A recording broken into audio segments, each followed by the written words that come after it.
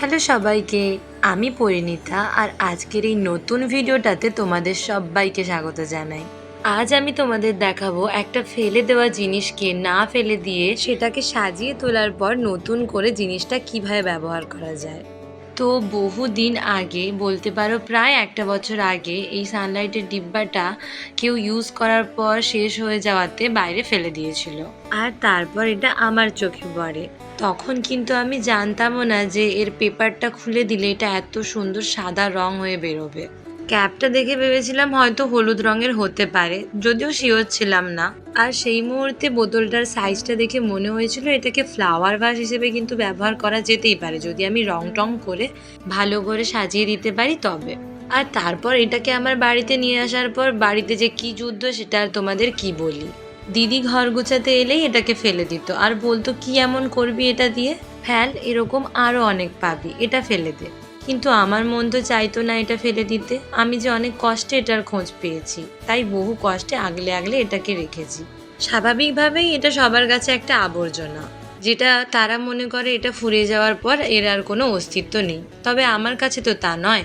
আমার কাছে এই সানলাইটের ডিব্বাটা হচ্ছে একটা নতুন ক্যানভাস, একটা সাদা খাতা, যেটাই আমি মন ভরে আঁকতে পারবো। তাই অন্য কেউ এটাকে ফেলে দিতে চাইলে বা এটাকে এড়িয়ে চলতে চাইলেও আমি কিন্তু পারবো না।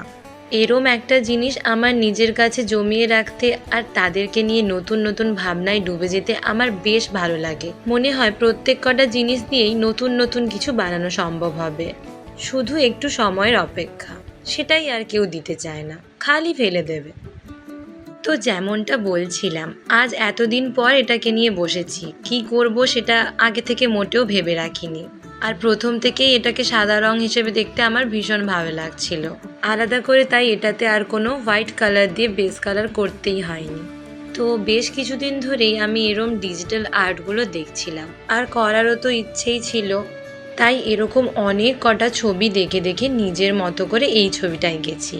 আর জানো তো, এখন এই ছবিটা দেখে আমার একটা গানের কথা মনে পড়ছে। খোলা জানালা দক্ষিণের বাতাসে ঢেকে যায় পর্দার আড়ালে। গানটা কার কার ভালো লাগে বলো তো? আমার তো বেশ পছন্দের।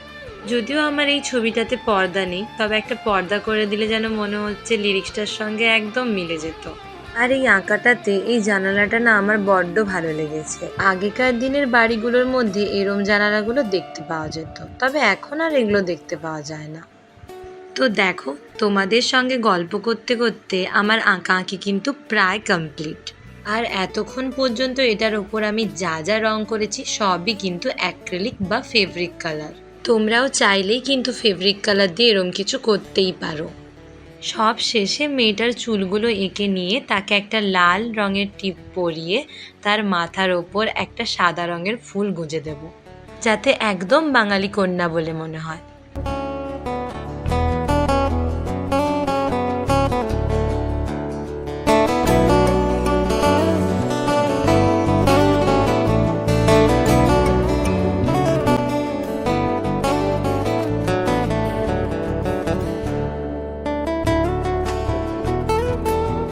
আপাতত এখন এটাকে আমি প্লান্টার হিসেবেই ব্যবহার করছি, তবে এটা ফ্লাওয়ার ভাস হিসেবেও কিন্তু ব্যবহার করা যেতে পারে। এবার তোমরা বলো তোমাদের এই কাজটা কেমন লাগলো। আর ভালো লাগলে কিন্তু অবশ্যই একটা লাইক করে চ্যানেলটাকে সাবস্ক্রাইব করে যেও, আর বন্ধুদের সঙ্গে শেয়ারও করে দিও। তোমরা সবাই খুব খুব ভালো থেকো। দেখা হচ্ছে তাড়াতাড়ি এরকম আরও নতুন নতুন ভিডিওতে।